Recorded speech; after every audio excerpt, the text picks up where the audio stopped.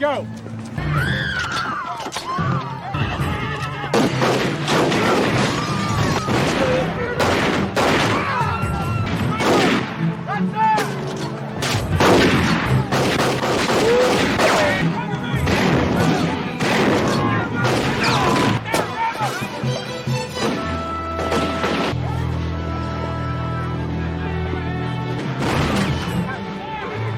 That's right. Come on. Pada akhir abad ke-19, sekelompok bandit berkuda memasuki sebuah kota kecil yang tenang bernama Sweetwater. Mereka dipimpin oleh seorang pria tangguh yang dikenal dengan nama Black Jack, dan di sampingnya selalu ada orang kepercayaannya bernama Kevin. Sesampainya di kota, Black Jack memperhatikan keponakannya yang masih muda bernama Sunny tengah bermain bersama anak-anak penduduk. Pemandangan itu membuat Black Jack ragu, di mana dalam benaknya muncul pertanyaan, apakah Sunny benar-benar pantas hidup sebagai penjahat seperti dirinya. Perasaan tidak yakin itu membuatnya segera menegur Sunny, memintanya untuk bersikap lebih layak sebagai anggota geng dan berhenti bersikap lembek. This ain't no porn social, you understand? Tak lama berselang, Black Jack memerintahkan kelompoknya untuk merampok bank di kota. Di dalam gedung bank, ia mengancam pegawai dengan senjata dan menuntut agar brankas dibuka. Namun ketika pegawai itu menolak, Black Jack dengan kejam menembak salah satu jarinya agar tunduk.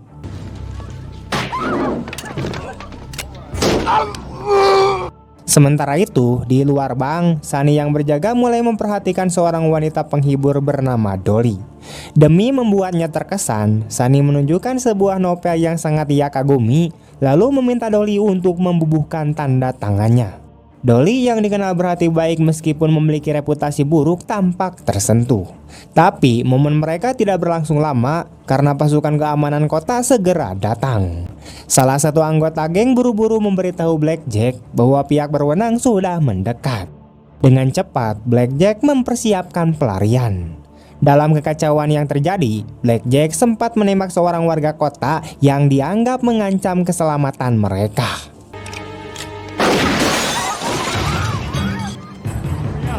Hurry, let's go.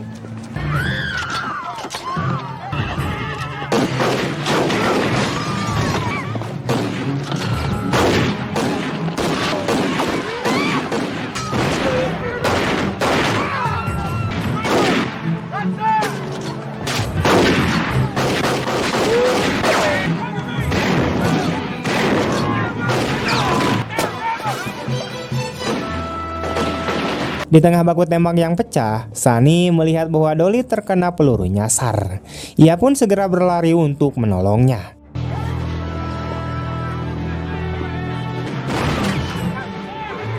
That's right. Come on.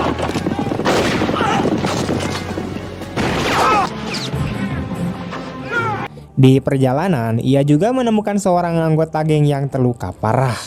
Tanpa ragu, Sunny membantu keduanya. Setelah melalui kekacauan itu, para penjahat berhasil kabur membawa hasil rampokan mereka.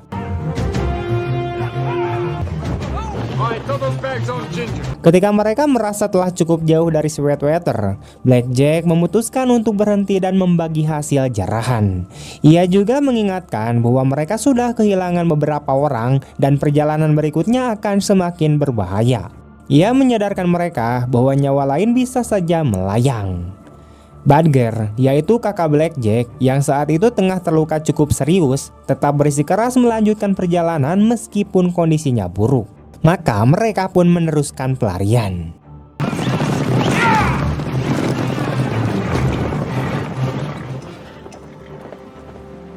Beberapa jam kemudian, Black Jack mulai menyadari bahwa pasukan keamanan masih membuntuti mereka.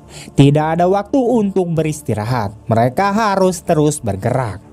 Sunny yang khawatir akan kondisi Badger merasa bahwa saudaranya itu butuh waktu untuk beristirahat.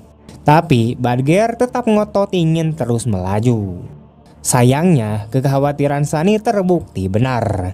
Badger semakin tertinggal dan kehabisan tenaga. Melihat kondisi tersebut, Sunny memutuskan untuk tetap berada di sisi Badger, mendampinginya dalam sisa perjalanan yang semakin berat.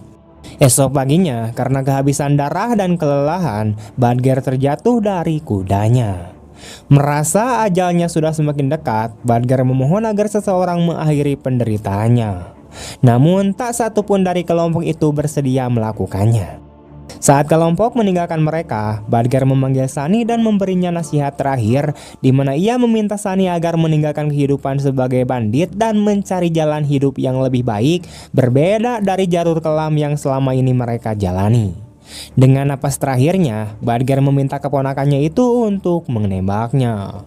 Meski Sunny belum pernah menembakkan senjata ke siapapun, ia dengan berat hati memenuhi permintaan pamannya dan mengakhiri kehidupannya. Suara tembakan itu terdengar oleh Kevin yang langsung mendatangi mereka. Ia mengapresiasi tindakan Sunny dan mengatakan bahwa akhirnya Sunny telah menunjukkan nilai dirinya.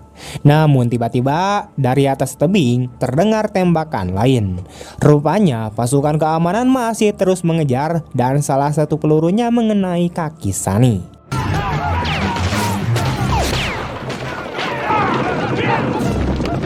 Luka itu memaksa kelompok mereka kembali melanjutkan pelarian, kali ini dalam kondisi yang lebih genting dari sebelumnya, dan baku tembak yang sengit pun sempat terjadi.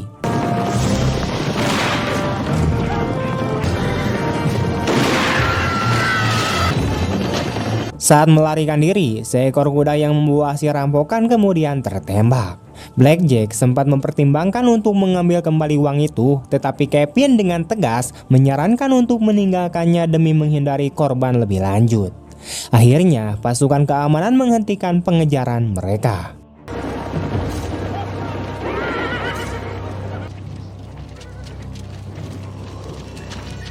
Kelompok Blackjack terus melarikan diri, melewati badai pasir yang ganas yang tidak membuah hasil apapun.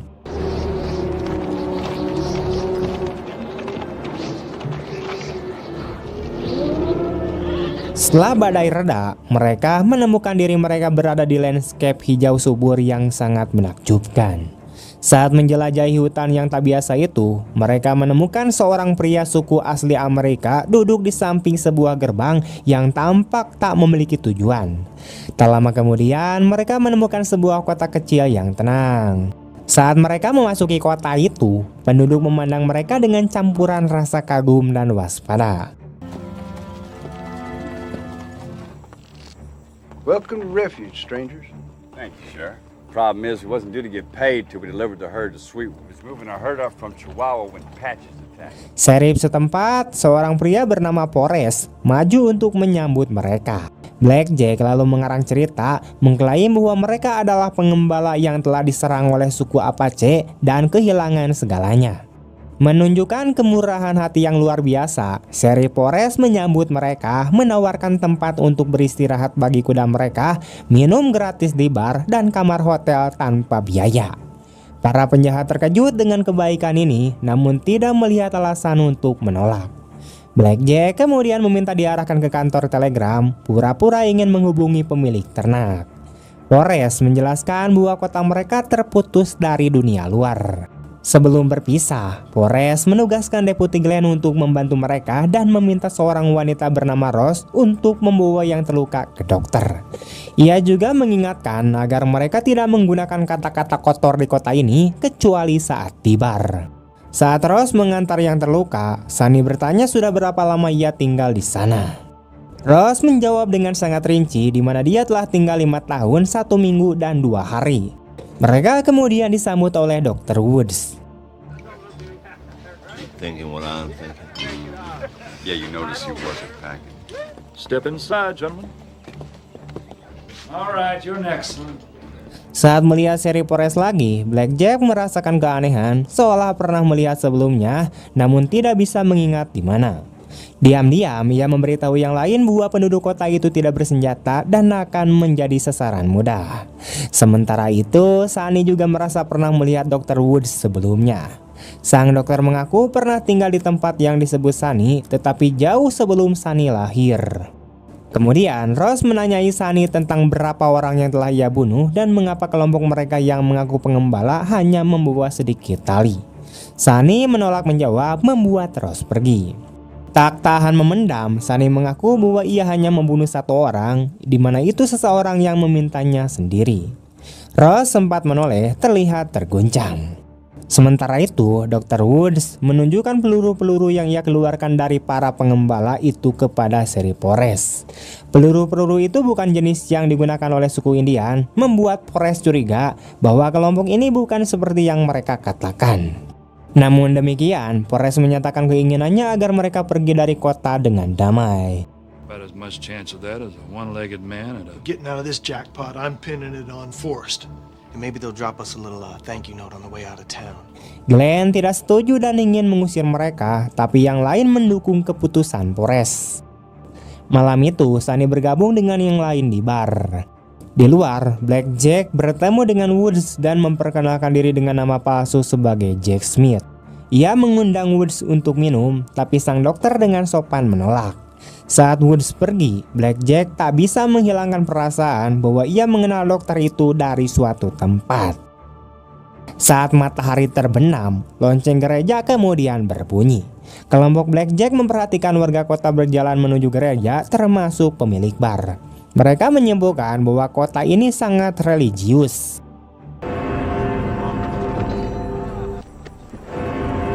Kevin berkomentar bahwa misi mereka akan mudah di tempat seperti ini. Saat Sunny bertanya apa yang Kevin maksud, Kevin dengan dingin menjawab bahwa itu bukan urusannya. Setelah kebaktian, Sunny mendekati Ross untuk menjelaskan bahwa pria yang ia tembak sedang sekarat dan memintanya untuk diakhiri. Ia ingin Ross memahami niatnya dan juga mengaku memiliki perasaan padanya. Tiba-tiba, Kevin yang mabuk mendekat dan menyerang Sunny karena berani mendekati seorang wanita lebih dulu darinya. Kevin bahkan mencoba menggoda Ross. Hal ini membuat Forrest marah, tapi sebelum Sheriff bisa bertindak, Kevin mengarahkan pistol padanya. Sebelum Kevin sempat menembak, Sunny dengan cepat memukulnya hingga pingsan. Sunny meminta maaf dan bertanya apakah Kevin harus dipenjara, tapi Forrest menjawab bahwa mereka tidak memiliki penjara. Ia lalu menggandeng Ross untuk menjauh. Y'all go to bed. What the hell happened? I didn't see. I think, Well, likely somebody fell him. Blackjack kemudian bertanya pada Sunny tentang apa yang terjadi. Sunny mengaku bahwa ia hanya pingsan karena terlalu banyak minum. Keesokan paginya, Forrest melihat Sunny menyampaikan kepada Blackjack bahwa ia ingin berbicara. Sunny yang penasaran kemudian bertanya berapa lama Forrest telah menjadi sheriff. Forrest menjawab bahwa ia telah menjabat selama 10 tahun.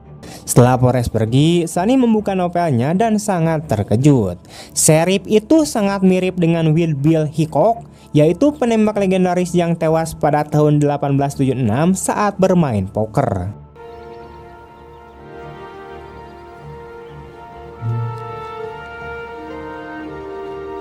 Dalam pertemuan yang terjadi setelahnya, Forrest menyampaikan kekhawatirannya atas perilaku Kevin dan meminta Blackjack untuk mengendalikan anak buahnya.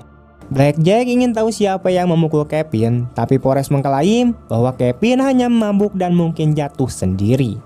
Tertarik, Blackjack bertanya mengapa Forrest tidak membawa senjata. Forrest hanya menjawab bahwa mereka punya cara sendiri. Selanjutnya, Kevin dan Sunny pergi ke toko Brooke untuk mencuri amunisi. Sebagai pengalihan, Sunny mengajak Brooke untuk berbincang tentang novel. Brooks menyebut bahwa ia memiliki banyak novel klasik yang dijual.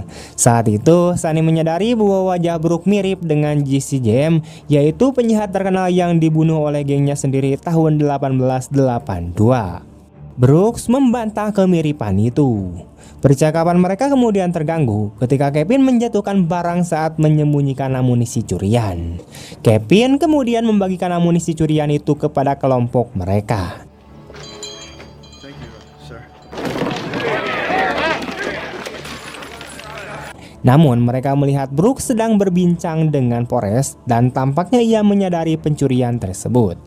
Lelah berpura-pura, Blackjack memerintahkan anak buahnya untuk membuat kekacauan. Ketika kekerasan pecah, Forrest dengan sopan meminta Blackjack untuk menghentikan anak buahnya, namun diabaikan. Forrest kemudian berdiri di depan pintu gereja, tetap tenang saat pisau dilemparkan kepadanya oleh para bandit itu.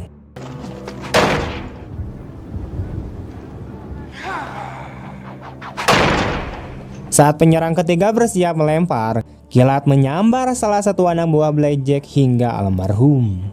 Semua orang pun terdiam.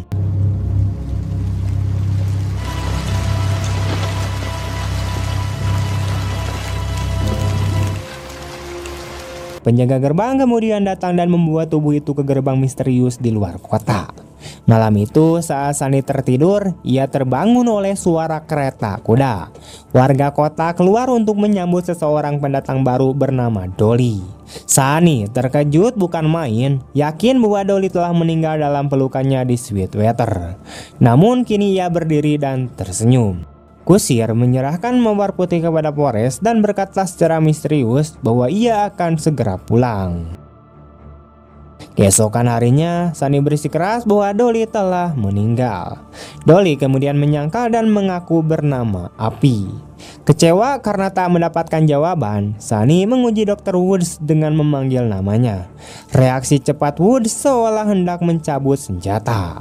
Sunny menganggap ini sebagai bukti bahwa Woods adalah Doc Holliday, yaitu dokter dan penembak legendaris yang meninggal karena tuberkulosis tahun 1887. Tetapi Woods kemudian membantah. Namun kecurigaan Sunny semakin kuat. Ia percaya kota ini adalah tempat perlindungan bagi para penjahat legendaris yang dianggap telah mati. Ia bahkan menyebut bahwa Glenn adalah Billy the Kid. Woods balik bertanya siapa Ross sebenarnya membuat Sunny terdiam. Sunny kemudian bertanya mengapa mereka membiarkan Blackjack masuk. Saat berbicara, Sunny secara tidak sengaja menyebut nama asli Blackjack yang memicu ingatan Woods tentang perampok kereta api terkenal. Woods memperingatkan Sunny agar memilih jalan yang benar sebelum nyawanya melayang. Sunny kemudian menghadapi Lam dan menuduhnya sebagai Lefty Slade, yaitu penjahat lain yang diyakini telah tewas. Lam kemudian membantah hingga Sunny melihat luka tembak di pergelangan tangannya. Lefty Slade akhirnya mengaku. Namun percakapan mereka terganggu ketika dua anak buah Blackjack merusak kebun Lefty. Marah, Lefty menembak salah satu dari mereka.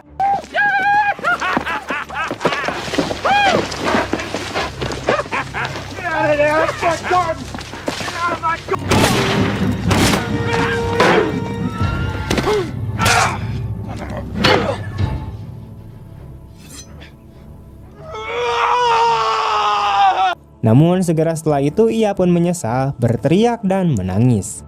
Warga kota kemudian segera berkumpul melihat Lefty berjalan dengan penjaga gerbang menuju gerbang berkabut. Ia tak pernah kembali lagi. Sementara itu, anak buah Blackjack melanjutkan kekacauan. Forrest akhirnya memanggil Blackjack dengan nama aslinya dan memintanya untuk keluar. Blackjack mencoba untuk menyerang tapi pukulannya meleset. Forrest bisa saja menangkapnya tapi ia ragu. Glenn, no!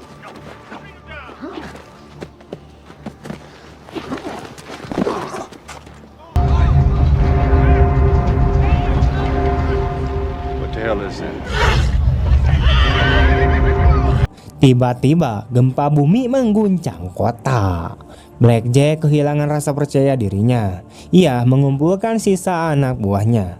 Sunny berusaha bergabung tapi Kevin menghalanginya. Sunny menyelinap masuk dari pintu belakang dan mendengar rencana mereka untuk menghancurkan kota. Kevin bahkan mengklaim bahwa ia telah menguasai Ross. Sunny menemukan Ross di danau. Ia melihat memar di leher Ross sebagai bekas luka Lefty. Ross mengaku bahwa ia adalah wanita pertama yang digantung di Arizona, Betty McCall, di mana ia membunuh ayahnya yang kejam, tapi orang-orang lupa ia telah disiksa sejak usia 12 tahun. Pengakuan Ross akhirnya membuat Sunny menyadari bahwa kota ini adalah kesempatan kedua bagi para penjahat. Ross setuju untuk memberitahu Forrest dan warga. Tear up the town. I heard him say it. But you're gonna have to ride out with them when they leave tomorrow. Di gereja, Sunny belajar bahwa setiap orang di kota ini harus bertahan selama 10 tahun untuk menebus dosa dan mendapatkan keselamatan. Satu kesalahan saja bisa menghancurkan segalanya. Sunny kecewa karena mereka tidak ingin melawan. After what happened to Brother Lamb, I ain't about. Well, then at least stand up to him and take a few of them down with We you. go up against a Britain gang armed, we're doomed. For 10 years, neither inflicting nor attracting harm. You think some of you used to be my hero?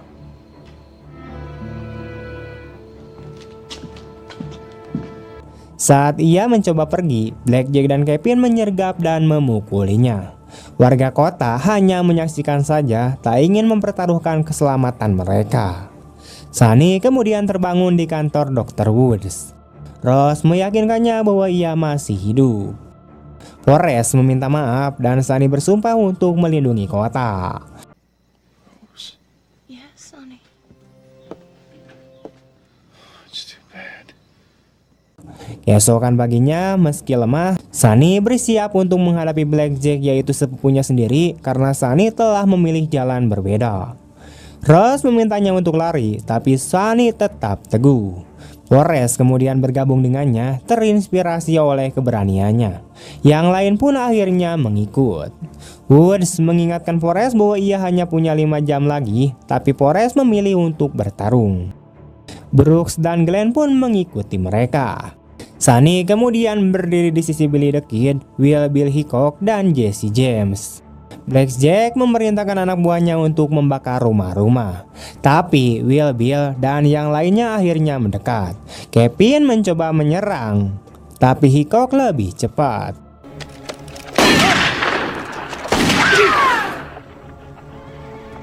I have no mother.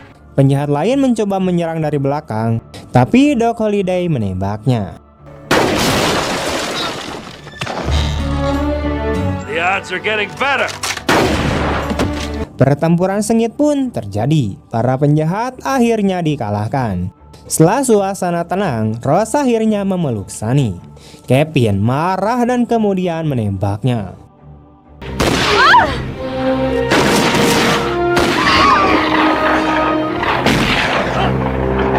Tapi Sunny menembak balik dan akhirnya membunuh pamannya. Meski terluka, Sunny tidak merasakan sakit. Forrest menyadari bahwa Sunny mendapatkan kesempatan kedua dan kemudian menyambutnya. Namun Blackjack muncul untuk duel terakhir. Wild Bill Hickok. I reckon the odds are against me now. Put that gun belt back on. We got one thing left to settle. That's you and me. Look at Blackjack Britton.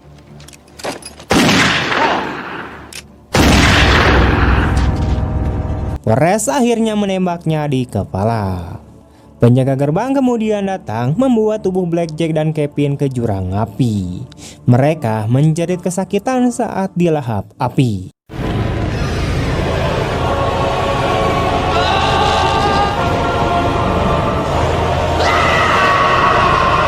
Forrest, Glenn, Brooks, dan Woods bersiap untuk menghadapi nasib mereka. Tapi kereta datang. Kusir kemudian tersenyum, mengatakan bahwa pengorbanan mereka membuat mereka layak untuk masuk surga. Ia kemudian mengundang Sunny, tapi Sunny memilih tetap bersama Ross. Forrest memberikan lencana seripnya kepada Sunny. Kereta itu kemudian membawa 4 legenda ke surga, tempat mereka akhirnya menemukan kedamaian abadi.